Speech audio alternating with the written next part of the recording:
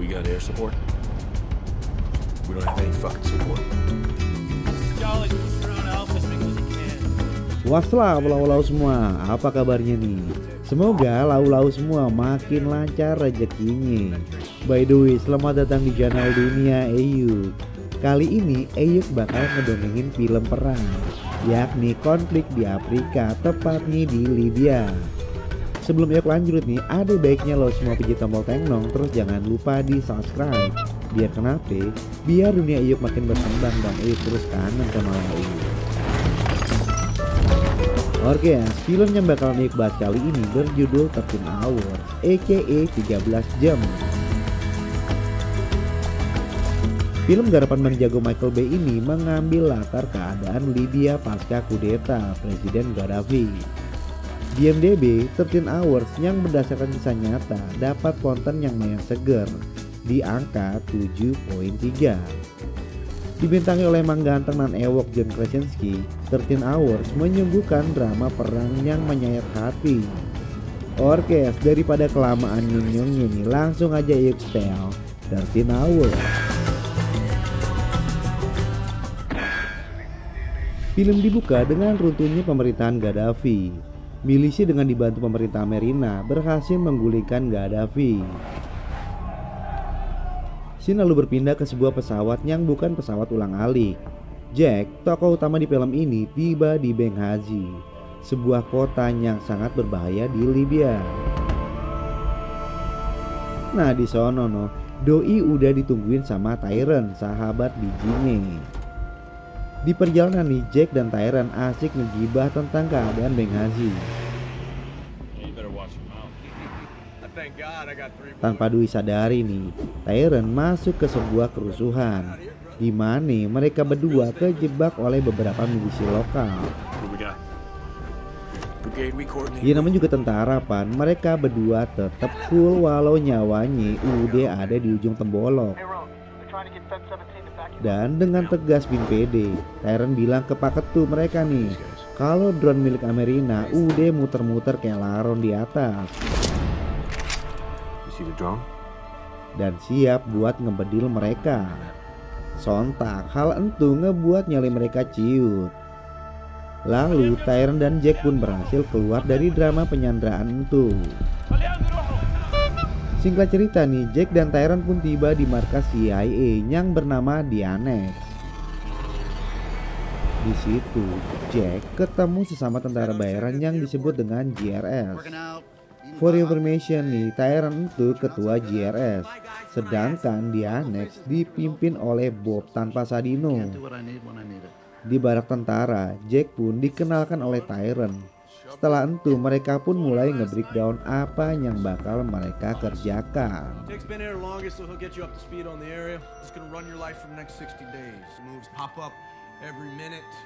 Scene pun berlanjut. Yang namanya juga anak baru pan, Jack pun diajak touring, aka tur keliling di Annex.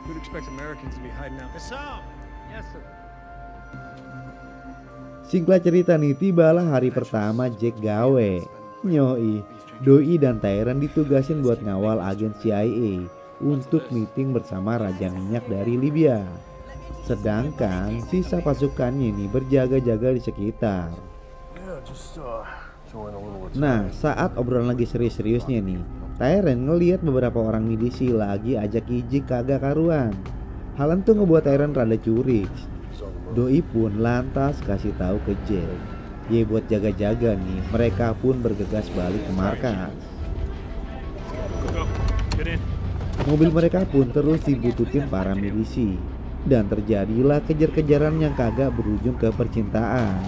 Hingga akhirnya nih mereka pun selamat.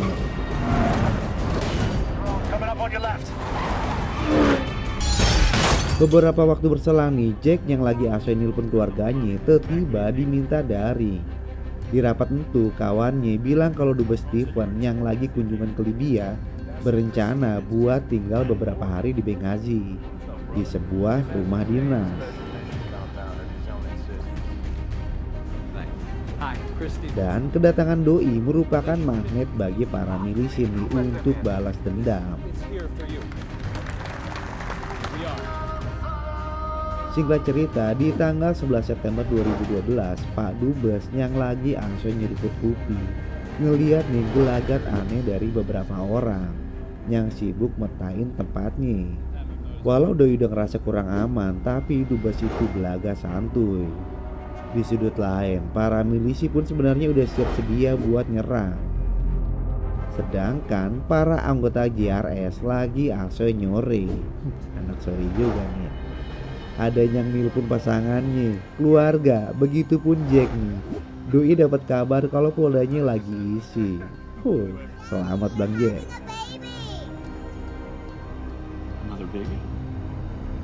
Dan sesuatu pun akhirnya terjadi. Dalam keheningan sore, milisi dengan jumlah bejibun mulai bergerak. Di sudut lain nih, para penghuni rumah Dubes terlihat masih santuy nyore. Mereka kadit uhat kalau di luar sono para milisi udah mendekat ke tempat mereka.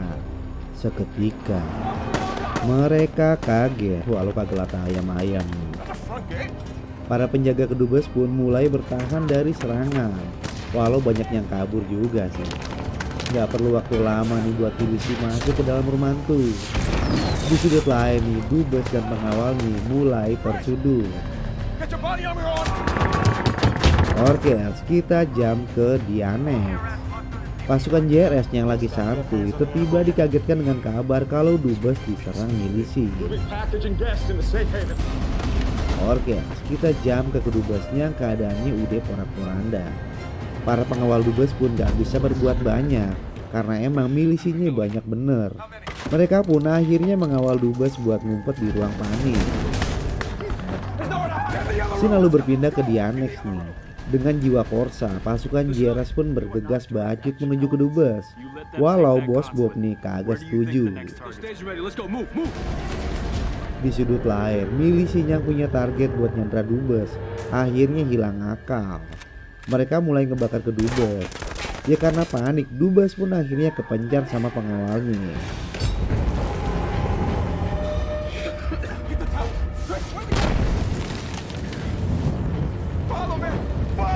Morges, kita jam ke pasukan JRS yang udah meluncur ke TKP. Mulai melakukan serangan balik nih dengan formasi 4-3-3 berlian. Mereka coba menghajar para milisi. Namun upaya mereka gagal. Yoms, yang mereka dapat ini hanya rumah yang udah hancur dengan Dubes yang udah dibawa. Gak hanya itu, kedatangan mereka di kedubes pun disambut meriah oleh bedilan milisi yang terus menyerang. Ya karena ke pojok nih, JRS pun melaju bangkit ke Dianex. Di tempat lain, yakni di Dianex, Bob memerintahkan semuanya buat ngeberangus materi-materi dan data penting. Malam itu menjadi malam yang mencekam buat CIA, JRS, dan para karyawannya. Nyoi, Bang Haji nih memberikan perlawanan kepada mereka. Orkes, kita jam ke pasukan JRS di Dianex. Tyrant yang keselnya udah kubun-ubun ke Bob nih, minta doi buat kasih tahu ke Africom buat ngirimin bantuan ke Dianex. Namun doi menolak. Di tempat lain, tepatnya di Tripoli, Glenn, rekan sesama JRS, bergegas menuju Bang Haji. Sedangkan di Dianex, Jack, Tyrant DKK bersiap buat ngadepin gelombang serangan milisi. Rooftop Dianex menjadi benteng pertahanan. Mereka menaruh bredet, pelor, panci, gayung, cobek, sampai cabe. Ya buseng, ini mas kasih kat emang rujak, suebet dah. Gak hanya itu nih, orang-orang bayaran mereka pun ngacir pas tahu markas Dianex mau dipantekin. Bener aja nih, milisi pun mulai melakukan serangan pertamanya ke Dianex. JRS bertarung habis-habisan dengan para milisi. Ibarat palang pintu nih, mereka saut-sautan bedil, saling lempar bom. Untungnya kagak lempar kasih sayang. Mas kas lagi pengen dilus-lus kayaknya nih. Ya namanya juga tentara bayaran nih yang udah banyak makan asam lambung. Milisi itu pun berhasil ditegrep habis lewat serangan yang mematikan. Dan gelombang pertama serangan milisi pun akhirnya gagal. That's a mistake. Sesaat kemudian keadaan menjadi hening. Bukan hening yang menyayat hati, namun hening yang mencekam. Your ass chicken. Got eyes on him. Roger that. Di sudut lain, Glenn masih sibuk ngurusin milisi mata duitan yang mau nganter doi ke The Annex. Dan di Pentagon nih, mereka udah siap buat ngirim pasukan ke Benghazi. Sedangkan di The Annex, JRS yang udah ngalahin gelombang pertama terus siaga 1. Bukan buat nunggu Polda lahiran, melainkan buat nunggu serangan berikutnya. You see that? Dan benar aja, gak lama gelombang kedua pun muncul. Berbekal di sekolah nih, mereka nyoba menghancurkan The Annex. Sedangkan milisi yang lain gerilya buat nyerang dari sudut yang berbeda. Berbekal RPG dan meriam si jagur, mereka ini nyoba porak-porandakan The Annex. Namun pertahanan JRS sangat rapat. Hal ini yang kagak diduga oleh milisi nih. Mereka pikir mereka bisa dengan leluasa bergerak seperti di Kedubes. Rupanya perkiraan mereka salah. Dan akhirnya mereka pun kocar kacir dibuat nih. Dan gelombang kedua pun gagal manis. Singkat cerita nih, di pagi yang cerah, Glenn akhirnya sampai juga ke The Annex.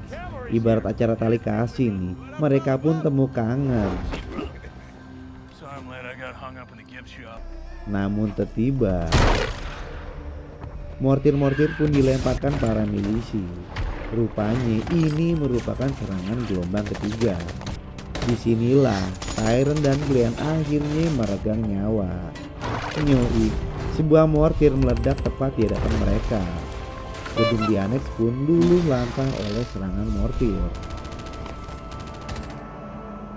Akibat serangan ini nih, beberapa anggota JRS tewas dan banyak yang terluka. Tyrant, Glenn, Dave, Oz, BKK.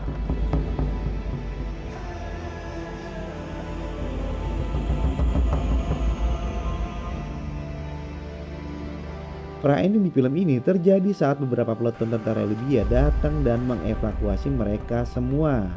Dan akhirnya JRS dan para penghuni The Annex dilarikan ke bandara. Di sudut lain kita bisa lihat nih banyak korban milisi bergelimpangan.